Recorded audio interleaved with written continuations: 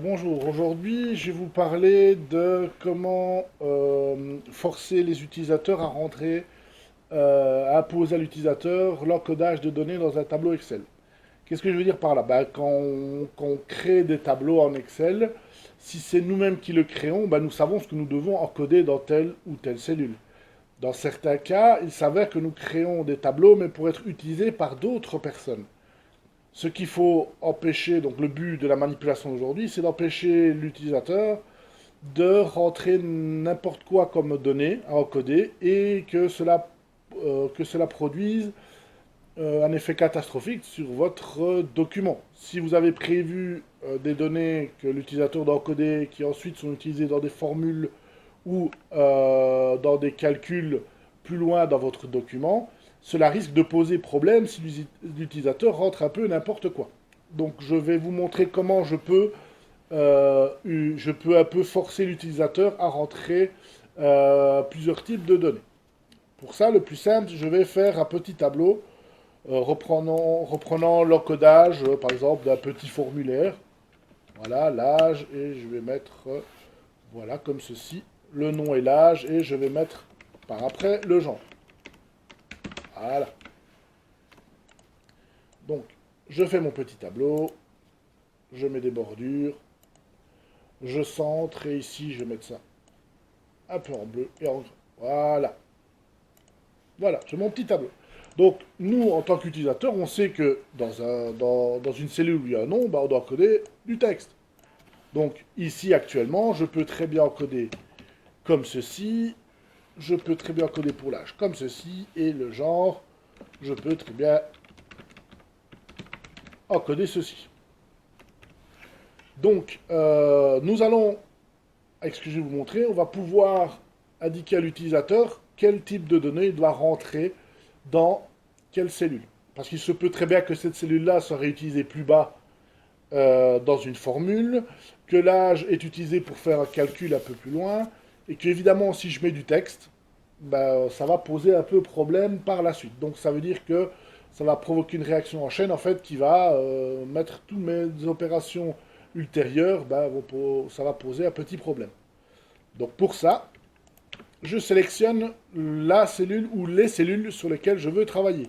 Je peux très bien travailler sur plusieurs cellules en même temps, mais ici, dans l'exemple, je vais travailler qu'une à la fois. Donc par exemple, le nom, je sais que c'est du texte. Donc pour aller faire l'opération que je souhaite, je vais dans Données, Outils de données. Et je vais dans Validation de données, qui est ici. Je clique dessus, et voilà ce que j'ai. Donc j'ai les différentes options. On voit par défaut que j'autorise tout. J'ai un message de saisie, ça j'y viendrai plus tard, et l'alerte erreur, l'onglet alerte erreur ici, j'y viendrai par après aussi. Donc, ici, dans le nom, je peux encoder tout ce que je veux. Maintenant, qu'est-ce que j'ai comme possibilité? J'ai la possibilité d'entrer un nombre entier. Un nombre entier, qu'est-ce que c'est? C'est un nombre qui n'a pas de virgule. Le nombre décimal, maintenant, ici, c'est si je veux encoder des nombres qui ont justement une virgule. Une liste, je vais pouvoir afficher dans une cellule une liste de données qui provient d'un autre tableau pour forcer l'utilisateur à encoder que des données bien spécifiques. J'y viendrai notamment pour le genre. Ici, si je veux encoder une date. Ici, dans le cadre de l'heure. Et ici, je peux fixer une longueur de texte. Je peux dire, par exemple, si je choisis la longueur du texte, que ma longueur du texte doit être évidemment inférieur à maximum, je vais lui dire, de mettre 5 caractères, juste pour l'exercice. Donc voilà, inférieur à 5 caractères. Donc là, je valide en cliquant sur OK. Si j'écris ici, il va fonctionner. Par contre, si j'écris ceci dans ma cellule et que j'appuie sur Enter pour valider, voilà, Excel me renvoie un message. Donc cette valeur ne correspond pas aux restrictions de validation des données pour cette cellule. Est-ce que je veux réessayer? Oui. Et donc, plus tout ce qui sera au-dessus de 5 caractères, il va m'afficher un message d'erreur. Donc évidemment, ça permet justement aux utilisateurs d'encoder seulement des caractères, mais avec une limite. De ne pas mettre un nom à rallonge comme ceci que vous auriez dans votre tableau. Parce qu'évidemment, ça peut poser problème. Donc ici, c'est déjà une des premières choses que je peux faire, c'est limiter le nombre de caractères que je vais encoder. Ça marche pour les chiffres aussi. Donc si je mets 1, 2, 3, ça passe. Pourtant, vous allez me dire, oui, c'est pas du texte. Mais ici, il regarde que la longueur du caractère. Si je fais 1, 2, 3, 4, 5, 6, je valide. Là, il me met de nouveau un message d'erreur. Donc, je retourne, donc je sélectionne ma cellule, je retourne dans Données, Outils de données, dans le groupe Outils de données, et dans la validation de données, j'ai ceci, donc inférieur à 5. Évidemment, si je veux changer ça, je n'ai qu'à augmenter cette valeur-ci. Si je veux mettre une heure, donc ça veut dire que je peux, en fonction des données, des tests sur les données que je vais réaliser, je vais mettre l'heure de début. Alors le format heure dans Excel, c'est comme ceci. 12.00 et je vais mettre 15h00. Donc ça veut dire quoi? Que je vais pouvoir mettre dans ma cellule, ici dans le cadre nom, toutes les heures qui se trouvent entre midi et 3 heures. Donc si je mets midi, ça passe. Si je mets 15 heures, ça passe. Et si je mets 16 heures, ça ne passe plus. Donc ça permet, par exemple, si je veux encoder, admettons qu'un utilisateur doit encoder dans un tableau des heures, par exemple, de travail, évidemment, vous n'allez pas pouvoir encoder comme heure 2 heures du matin. Surtout si ça travaille de bureau. Donc ici, je vais pouvoir fixer ceci, de mettre des balises au niveau de mes heures. Évidemment, ici, je choisis en fonction du cas que je vais utiliser. Donc soit la valeur est comprise entre telle et telle, non comprise égale A, différente de, supérieur à, inférieur à, supérieur ou égal, ou inférieur ou égal. Tout ici va dépendre du cas sur lequel vous allez devoir travailler. Pareil pour les dates, sauf qu'ici, ben, je vais mettre une date. Je vais prendre le A du 5 2020. Voilà. Voilà, ici je me suis trompé. Voilà. Et je vais mettre entre le 1 du 5 et le 2 du 5 2020. Donc ici, si je voudrais mettre une date, donc là pour le nom, si je mets pomme, il va râler. Donc il ne veut pas parce que c'est une date que j'attends ici. Donc maintenant, si je mets une date, par exemple, si je mets la date du jour, on est le 11 du 5 2020, ben, il va râler. Pourquoi? Parce que ça dépasse en fait les bornes que j'ai imposées au niveau de la validation des données.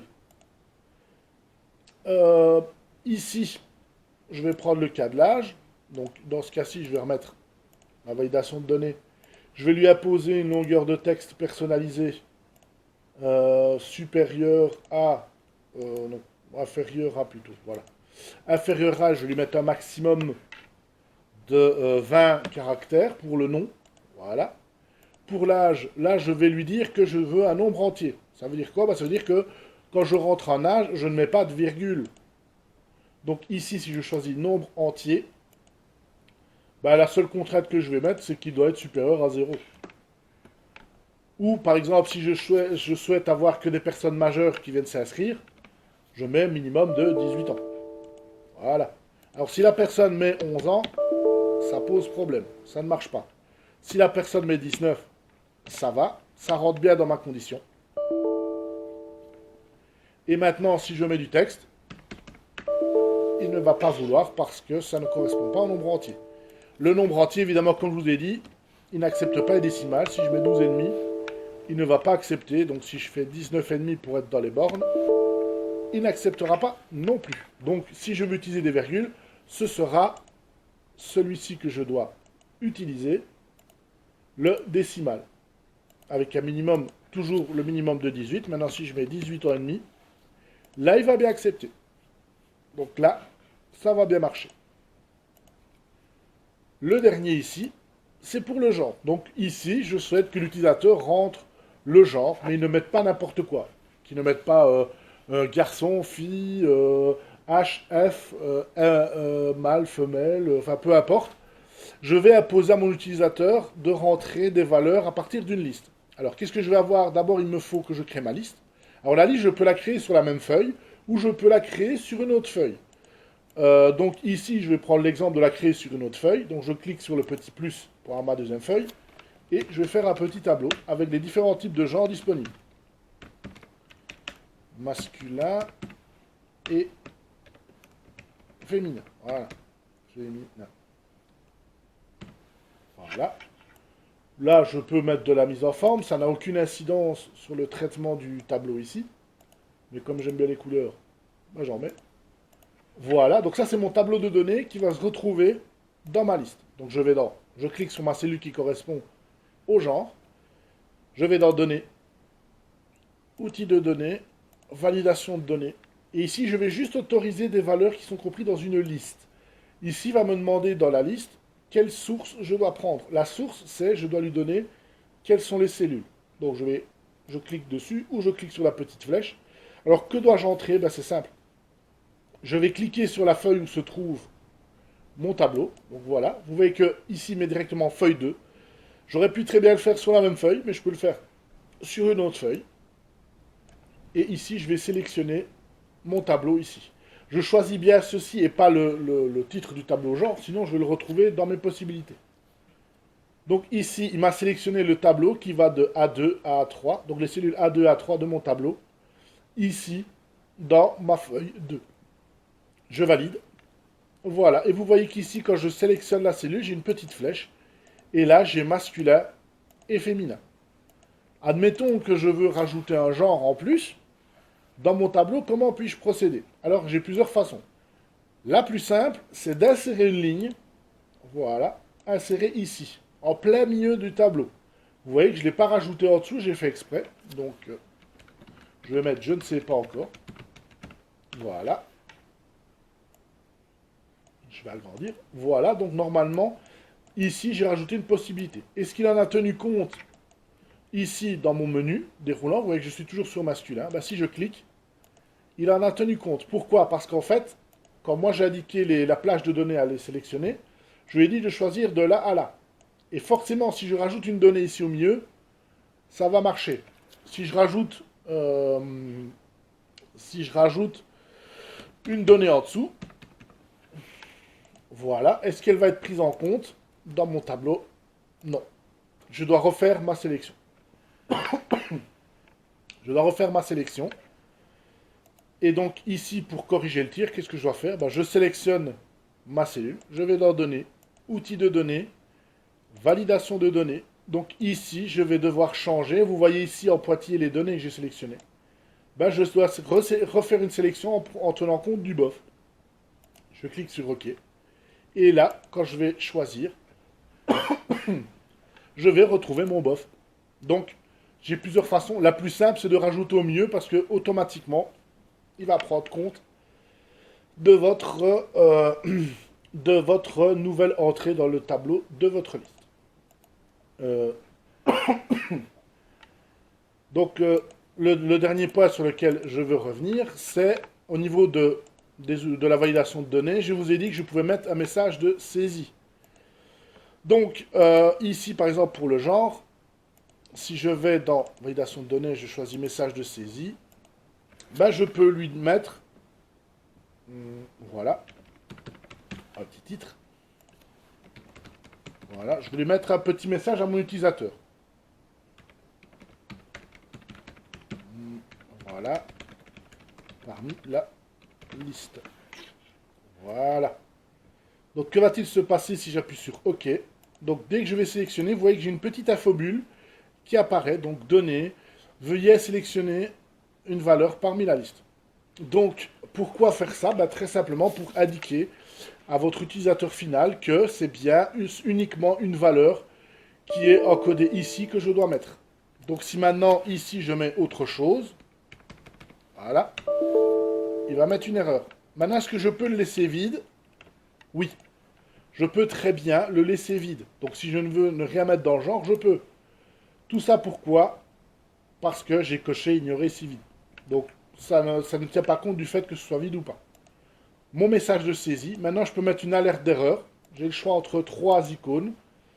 Ici, l'avertissement, l'icône d'information. Je vais prendre le stop. Voilà. Je vais mettre mauvais encodage. Comme petit titre. Voilà, je vais dire vous n'avez pas choisi dans la liste. Alors, qu'est-ce que ça aura comme effet? Bah, quand je vais me tromper et que je vais mettre ceci le message est un message personnalisé. Alors pourquoi en tenir compte? Simplement, comme je vous ai dit, c'est pour aider l'utilisateur à encoder justement la bonne info. Et c'est ici que se termine le petit tutoriel.